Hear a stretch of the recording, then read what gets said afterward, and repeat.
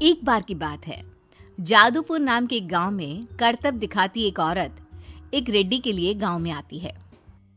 आइए आइए मेहरबान कदरदान, खाइए रोहड़ा के ताजे ताजे केले। कभी खाए नहीं होंगे ऐसे केले। पीले पीले केले खाइए।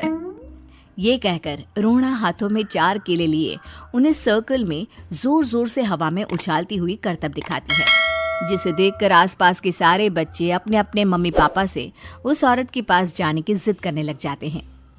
पापा, ऐसा तो सर्कस में बॉल से होता है ना, ये आंटी तो केले से कर रही है। चलिए ना पापा, देखते हैं। रोहड़ा एक पतली सी तार पर चलती हुई केलों से करतब दिखाती है। आते जाते सभी लोग बाहर रुककर उसके करतब देखते हैं और वाह वाही करते नहीं थकते। जैसे ही एक आदमी पास आकर उसे पैसे देने लग जाता है, तब वो कहती है, अरे नहीं नहीं साहब, मैं करतब तो बच्चों के मन को बहलाने के लिए करती हूँ। धंधा तो मेरा केले का है। पीछे देखो मेरी रिड्डी, जो भी मेरे केले खाएगा मेरी तरह चुस्त दुरुस्त और तंदुरुस्त हो जाएगा। पता चलता है क्या कि मेरी उम्र 55 की है। अरे पर ऐसे ठंड के मौसम में कोई केला क्यों खाएगा? ये ऐसे वैसे केले नहीं है साहब, ये शरीर में गर्मी देते हैं। ठंड को दूर भगाए जो भी रोहिणा के केले खाए। पापा, अगर मुझे केले नहीं मिले तो मैं घर नहीं जाऊंगी। तभी उसके पापा कहते हैं कि बेटा, केले ठंड में कभी गर्मी नहीं देते। ये सब कहने की बातें हैं, सामान बेचने का तरीका है इनका। पर पिंकी नहीं मानती। मैं केले खाऊंगी।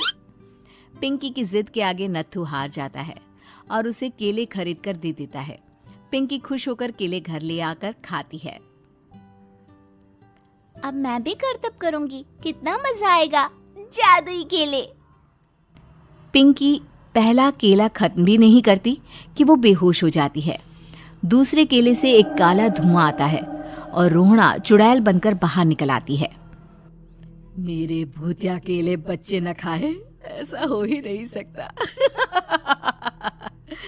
जादूपुर वालों, कब तक बचोगे? आ गई हूं मैं रोहड़ा, जिसका कोई नहीं कर सकता सामना। रोहड़ा पिंकी को गोद में उठाकर काले धुएं में कहीं गायब हो जाती है। शाम के वक्त नत्थू घर लौटता है और पिंकी को घर में ना पाकर उसकी माँ से कहता है, माँ पिंकी कहाँ है? अरे बेटा, उसे तो तू सुबह करतब दिखाने ले गया था ना, फिर कहाँ वापस आए तुम दोनों? मुझे लगा तू उसे अपने साथ मंडी ले गया होगा। हे भगवान, मेरी बच्ची कहाँ गई? मैं उसे घर ही तो छोड़कर गया था माँ। नत्थू गांव के घर कोने में अपनी बेटी को ढूंढता है, पर उसे वो कहीं नहीं मिलती। परेशान होकर आके रो रो कर नत्थू हिम्मत हार कर घर लौट आता है। अगली सुबह रोहड़ा फिर से करतब दिखाने आती है और इस बार पिंकी की तरह रोनी केले खरीद लेता है। 50 रुपए दिए थे पापा ने, सारे पैसों के मैंने केले खरीद लिए हैं। अब मैं भी आंटी की तरह ही करतबबाज बन जाऊंगा। यही सोचते हुए रोनी केले खाता है और पहला अकेला केला आधा खत्म भी नहीं करता कि चुड़ैल उसके सामने आ जाती है। मेरे साथ चलने का समय आ गया है रोनी। ये तो बस शुरुआत है। अब इस गांव के सारे बच्चे धीरे धीरे मेरे कब्जे में होंगे, एक बच्चा भी नहीं बचेगा। ये कहकर रोना रोनी को गोद में लेकर काले धुएं में अदृश्य हो जाती है। इसके बाद हर रोज गांव में से कोई ना कोई बच्चा गायब होता, पर ऐसा क्यों हो रहा है किसी को भी समझ में नहीं आ पा रहा था। रोज की तरह अपनी बेटी पिंकी की तलाश में नत्थू गांव के एक तालाब के पास बैठा रो रहा था। कहाँ गई मेरी पिंकी? शकुंतला के जाने के बाद एक वही तो मेरा सहारा थी।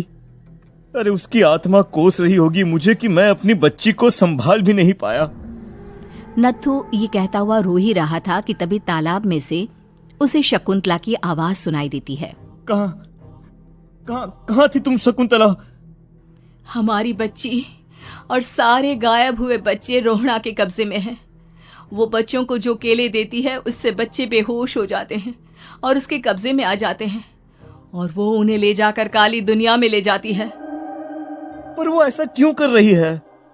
ये मैं नहीं जानती, पर उस दुनिया का रास्ता मैं आपको बता सकती हूँ। जहां ये नदी खत्म होती है वहां एक केले का पेड़ है, उसके नीचे एक दरवाजा है, वहीं से रास्ता जाता है उस दुनिया का। ये कहकर शकुंतला की आत्मा गायब हो जाती है।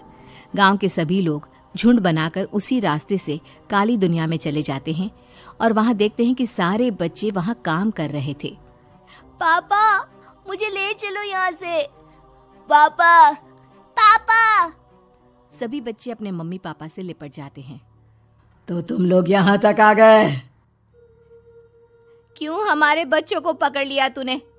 तुझे शिकार ही बनाना है तो ले, हम सब आ गए हैं, हमें खा ले। नहीं, मुझे बच्चे चाहिए, मेरे बच्चे के बदले तुम लोगों के बच्चे। क्या मतलब? मैं इसी गांव में रहने वाली एक औरत थी। केले की चोरी के इल्जाम में मेरे बेटे को गांव वालों ने इतना मारा कि वो मर गया।